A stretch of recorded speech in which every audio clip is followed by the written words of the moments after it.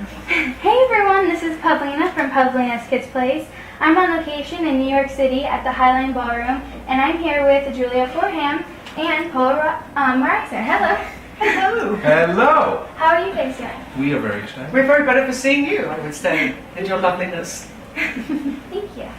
So, as kids, what kind of music did you like, and did it help you bring out the kind of current music style you have again? My parents were a little bit influenced by talk radio, and this was no use to a budding singer-songwriter, I'm here to tell you. And then a neighbour, true story, told my mum about this wonderful artist, Neil Diamond. But lucky for me, my mum heard it wrong. She went to the record store and came home with Neil Young. Better. So I heard Neil Young and I thought, that's pretty wonderful. And then I went to a folk club and I was like, wow, this is wonderful. And then somebody gave me a Joni Mitchell album. So once I like to say that the three Jones really influenced me. Joni Mitchell, Joan Armatrading, and Ricky Lee Jones. Wow. True story. And he didn't even know. See, No, it I'm takes a learning lovely every young day, girl Pavlina. to You know what? The Beatles were the beginning of everything for me. And yeah, that was it. That's all I needed to know was the Beatles. I interviewed the Beach Boys, But you but said the Beatles. But she is Surprised. good. Wow. and then Ricky Lee Jones I was going to interview, but she didn't have time, so Oh, yeah. I bet you she's kicking herself. If that makes you feel better. the Beach Boys, that's good though. That's very good. Yeah, for any listen. So. Wow. Are they beach men at this point? No, they will always be boys. Really? So, all kids have obstacles to overcome to succeed. What obstacles did you guys have growing up, and how did you overcome them? I love that question. That's a great question. Mine would be braces on my teeth. Because it's really hard to be an aspiring singer when you're fitted with English braces, because they first did them and they did them wrong. Okay? I cannot tell you the agony. Forget childbirth. Those British braces on my teeth is much more difficult. So like, crying cashew. I think that was really hard.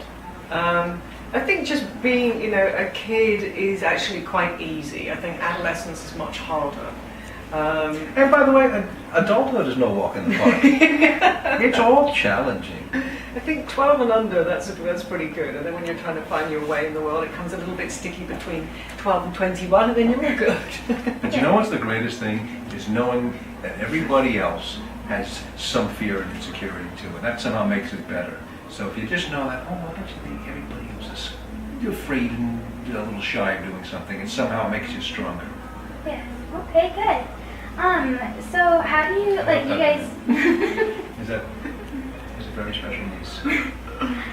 You guys both write music, because I remember talking to Uncle Cracker, who's a really cool songwriter. And he has to go in his car, drive, and then he writes his songs. Do you guys do anything different like that? I find the songs just come to me. I've always been really lucky like that. I never have to go and find the song or sit down and I am going to write, And before I met Mr. Paul Reiser here, I was in my own little cloud, following my muse, waiting for something to come along, and then I'd go and work on it. But with this collaboration with Unusual Suspects with Paul, it's been much more a case of having to sort of get into his timetable a bit more and apply myself. And I've really enjoyed that, because I've been myself for a really long time now, and I've done 12 albums by myself, and I'm over that old way.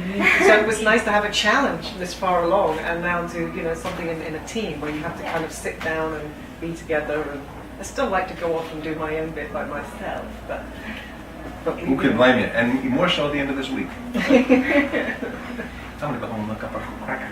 I didn't know we had an Uncle Cracker. I knew he had a breadstick, but I didn't know silliness. These are great questions. Thank you. So you've been a strong singer, and your song "Happy Ever After" has been a very powerful song with a strong message. Is it important to have a strong message in a song for you?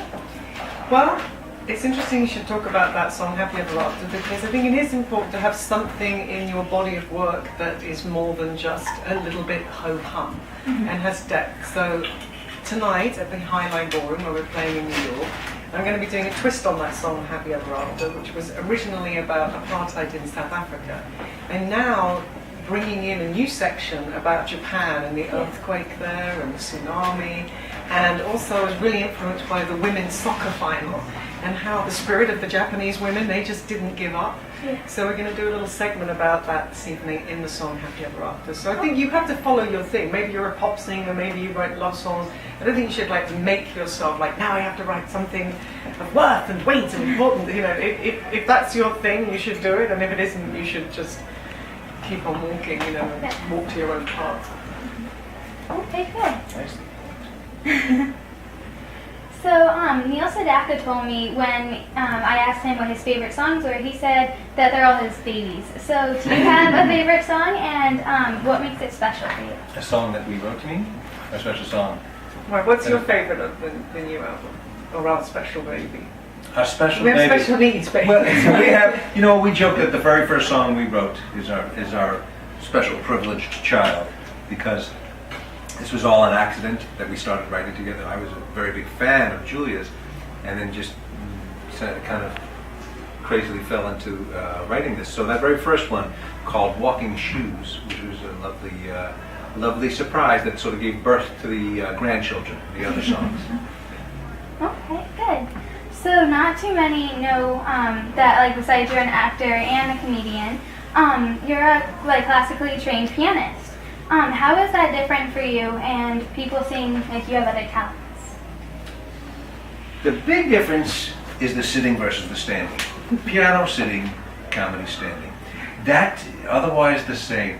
It's very funny that you should ask that, because I have never really done anything in public with my piano. Not that it was a secret, I just never kind of thought about it.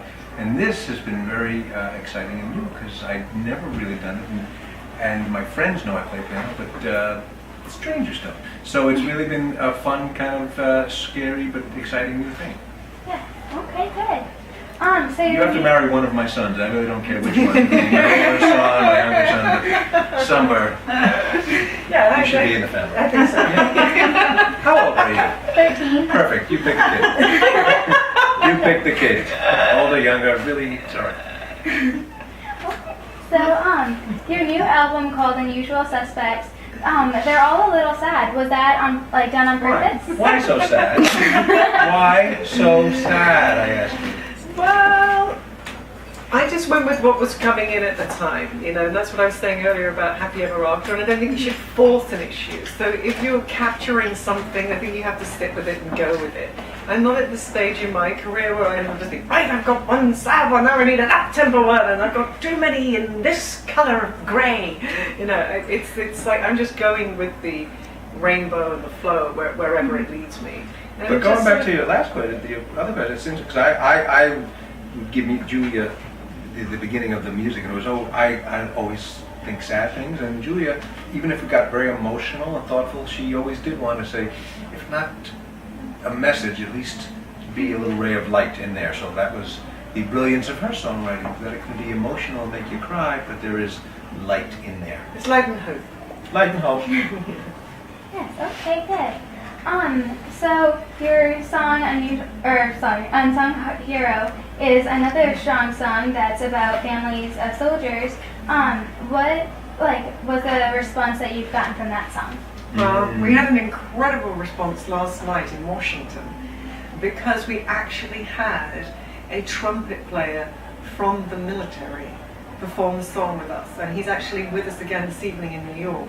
So the impact of having the story, which is us explaining that the song is really written about a conversation that I had with a woman whose son is serving in Afghanistan. So we try to kind of convey that imagery of, my goodness, what must that be like, and the words and thoughts that go through your head.